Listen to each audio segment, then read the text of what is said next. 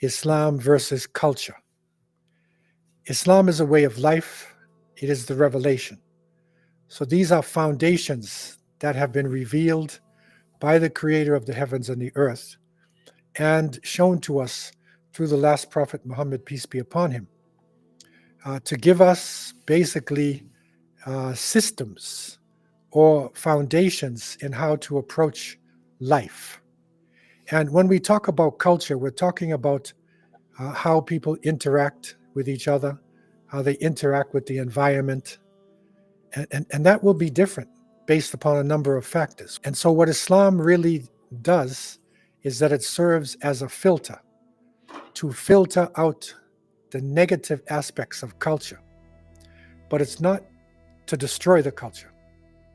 And this really is a challenge because in many cases, people who are practicing Islam from the Muslim world generally practice it more based on culture than based on Islam itself. So therefore, some of the cultural traditions that they have, some of the ways that they approach their interactions and approach the environment, because it's been done for so long, they feel that this is Islam. This is the revelation, but it's not necessarily the revelation. And sometimes these practices came from before the revelation came to the people.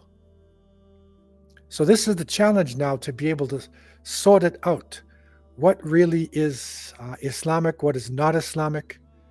And we discussed some of the different notions and ideas and omens. People take signs and different things, and based upon the climate that you come in, and the people. But we recognize that the foundations that Islam has to deal with people's superstitions and their omens is, number one, our oneness of Allah, that above all, we are depending upon the Creator. And if we need to make a decision about something, then we have istikhara prayer, and that is where you're asking Allah to choose for you or to make signs clear as to which way you should go. We also have tawakkul, and that is to depend upon Allah, to trust in the Creator, that even sometimes difficulty leads us to progress. And that might sound strange, but if we look at our lives, we find in many cases when we were very sick or when a terrible calamity happened, it made us closer to the Creator. So depending upon the Creator's plan is a foundation to look at culture and decisions. And we have dua, which is where we can communicate with the Creator. And that's what separates Islam from other ways of life. And in terms of our interaction with people, we have shura, and that's mutual consultation. And again, this is one of the special aspects of Islam, in that it's not only dealing with spiritual affairs, but it also deals with our interactions, even our politics. And the Prophet, peace be upon him, said that the good omen is a good word. And optimism, tafa'ul, this is one of the foundations of how we approach things. And when the Prophet would send his companions out, he would tell them, Bashiru wa la tunafiru, yasiru wa la tu'asiru. So he would tell them, give glad tidings. Don't drive people away. Make things easy. Don't make it difficult. So this concept of Bashiru is extremely important. And in this area, one point that we came across in our last discussion, and I'm emphasizing it again, because this is widespread and rampant in Muslim countries.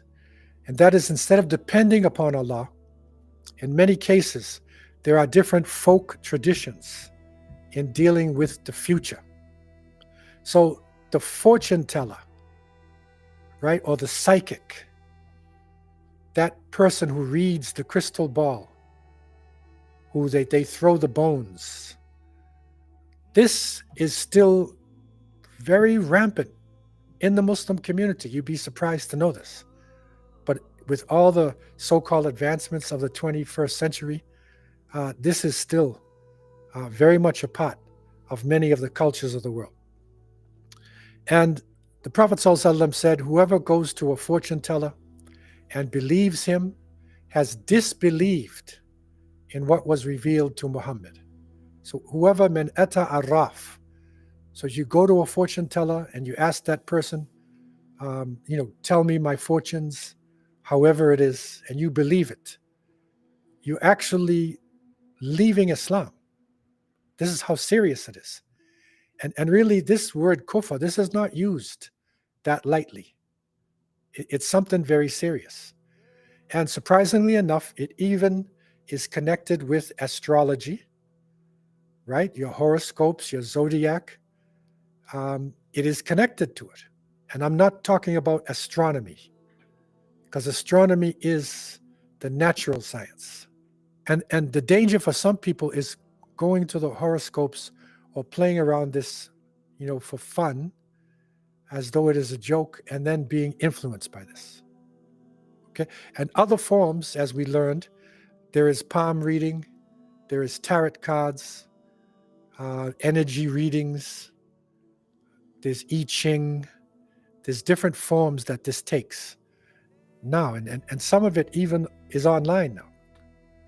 And it's evolved with time. So we also learned, and I'm just touching on this again because it does influence people, and the amulets. So hanging an amulet, that the Prophet ﷺ said, this is actually a form of shirk. And that is when you give power to an amulet, you give power to something that you hang over your door, and people have different forms of it. You have good luck bracelets. You have these blue beads. And I remember traveling to Turkey and in Istanbul, visiting people's homes and going to different places. You always see this blue eye. Okay, this eye of Tengri. And I was surprised. I wanted to check this out. I even went to a Turkish restaurant on Yonge Street in Toronto, and at the door was the blue eye. So I was wondering, what is this blue eye? It has something to do with the ancient Central Asian religion, this Tengri, Gok Tengri. And so this is like a deep superstition. And many people coming out of that tradition believe that by having this eye present somewhere, it will actually defeat demons, evil spirit, bad luck, all of these type of things. In this part of the world, we used to have this horseshoes, rabbit's foot, right? Special threads. Okay, and of course numbers and symbols and all of these things. This is a type of tiara, a type of superstition. Okay, so these are parts of the culture that we would weed out. We would weed it out. We do believe in going to the Creator for istikhara, and sometimes there is what is called ruqya, and that is that if somebody is unwell spiritually, in some cases a person could be actually attacked by the jinn. These are the demonic forces. Then there are certain formulas, reading the Quran itself, coming out of the Sunnah of the Prophet, peace be upon him, that can be read over that person. Okay, so seeking barakah or blessings can be done in a legal way, in something which was in the framework of the Prophet's tradition, but we have to watch out for those things that go outside of it. Okay, so this is just a general understanding of what we have covered, what we looked at in terms of these different practices. Now, we want to now go on to a bigger area. This is really a big area within Islamic jurisprudence. It's called urf.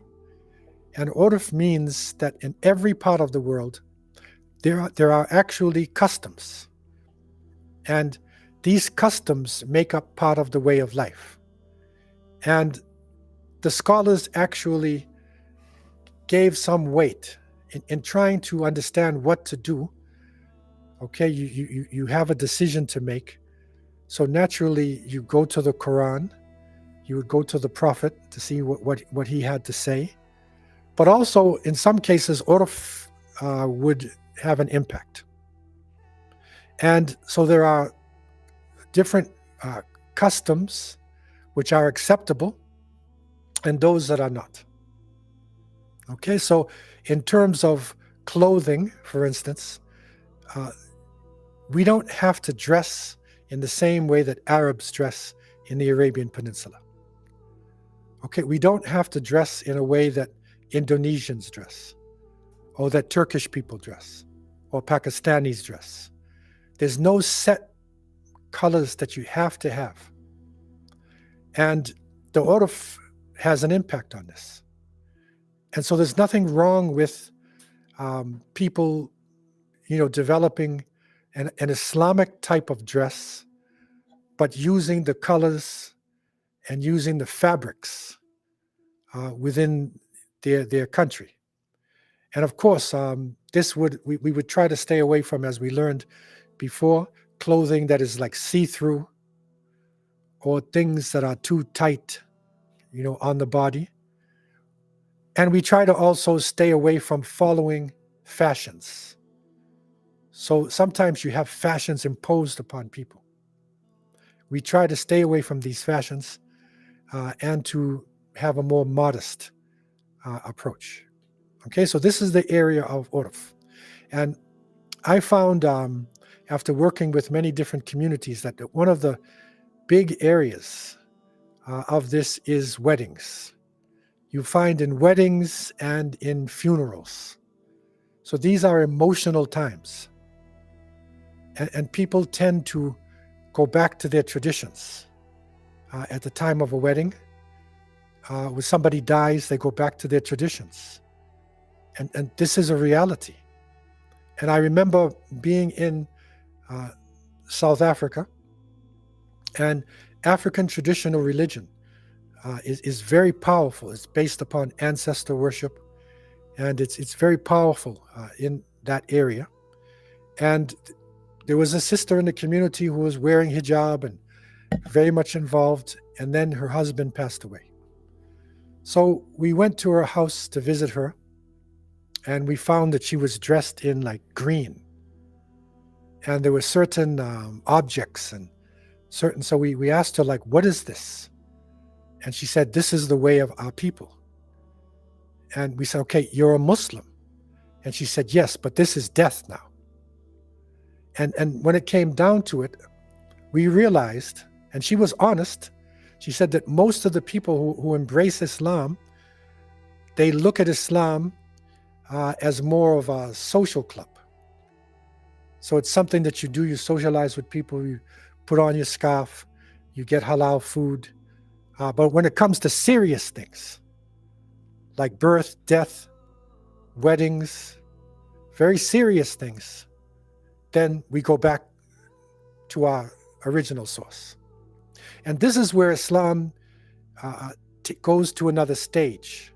And if you look at the life of Prophet Muhammad, peace be upon him, and all of the prophets, and Islam anywhere in the world, there is a superficial stage. So there is a stage where Islam meets the culture and starts to integrate with the culture. But then there reaches a point where Islam, then the oneness of Allah comes in, and people have to make a choice. They have to make a choice which way to go. Okay, so this is where it gets really, really serious. And again, as I said, the area of marriage, Birth is another thing, and death are really crucial. The Sharia law, how we function, it is fluid in a sense that, it's not stagnated. And it has to take into consideration, the customs and traditions of the people. If you look at the time of the Prophet, peace be upon him, and the basic foundations of Islam, birthdays were not celebrated in the time of the Prophet. And you'll see even some of the older generation coming from Muslim countries, some of them are not even sure of the exact day they were born, because it didn't really matter in a sense. The specific day, people knew generally when they were born, but the specific day was not necessarily known. Also, you'll find that from non-Muslim countries, especially the sun worshippers and the fire worshippers, they put a lot of emphasis on the birthday itself, and to the point where some of the customs that still come to us is that the people celebrate the birthday and they light candles. So in some places they will light, if the child is 10 years old, they'll have 10 candles on a cake, and then they blow out the candles. Okay, and that goes back to an ancient belief in the sun god and fire worship. Okay, so in that sense, it's not really a tradition of Islam. In other words, it's not something that we feel that we should be doing. Islam and traveling to different parts of the world impacts people. Now, generally speaking, it's natural that when Islam as a way of life comes, which is so powerful, it is natural for people to imitate the ones who brought it.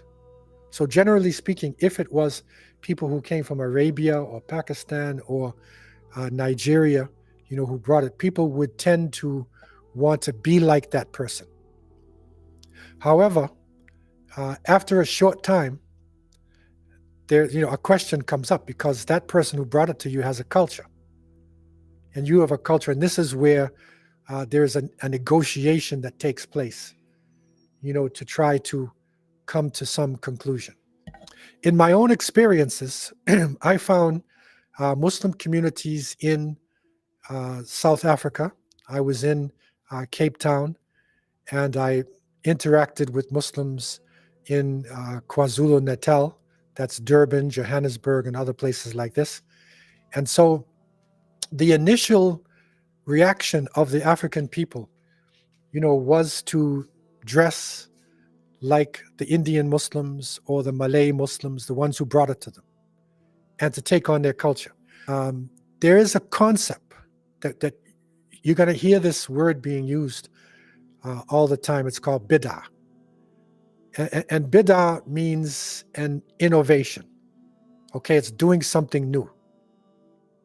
Okay, and you have different forms of bida in a linguistic sense, because you could have innovations in worldly matters.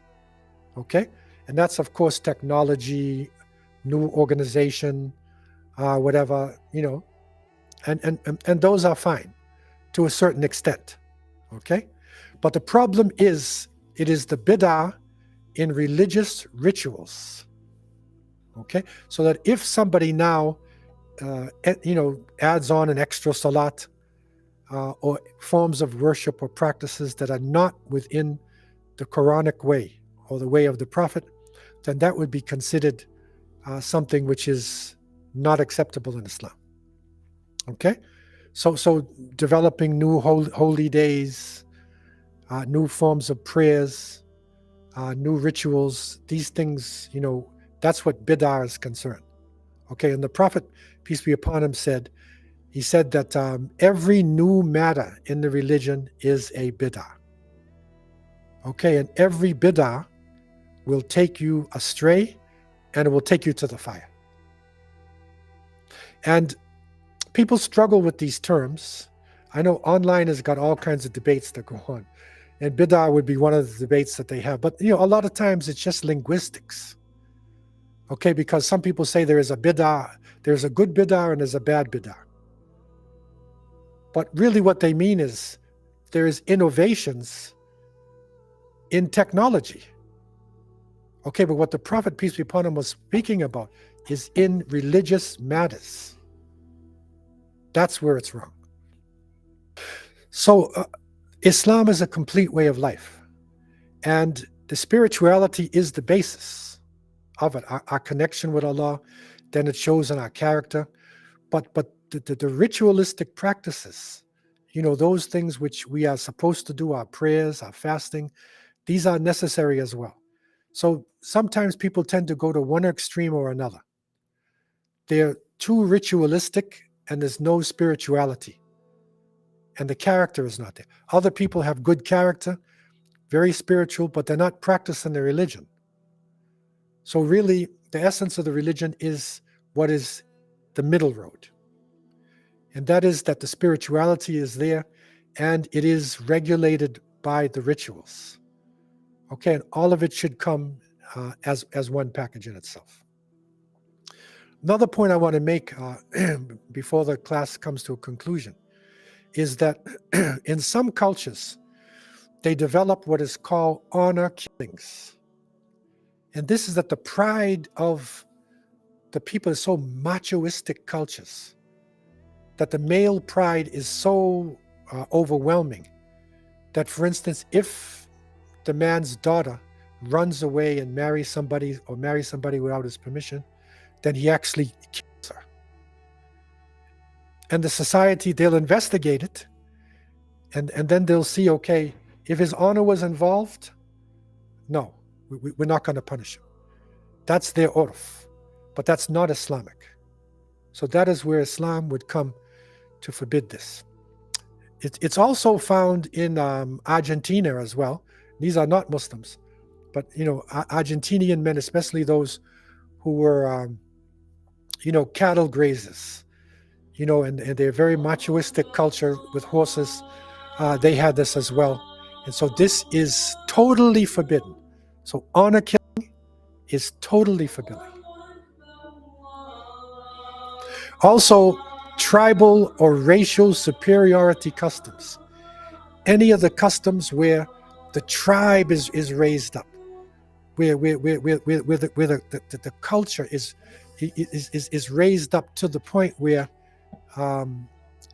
it's more important than the religion. This is also prohibited. And we found in marriage that some people actually put more emphasis on the family of the person than they do on the religion. Okay, so this is where Islam gives the balance. And we learned in marriage that you can marry for 4 things. You marry, for the person's wealth, for their looks, right? For their lineage or their family, and for the deen, for the way of life. And the Prophet said, if you marry for the deen, you'll be successful. So that's the balance. But it did not exclude the other things. Okay, these things do have an impact, but the deen is the most important.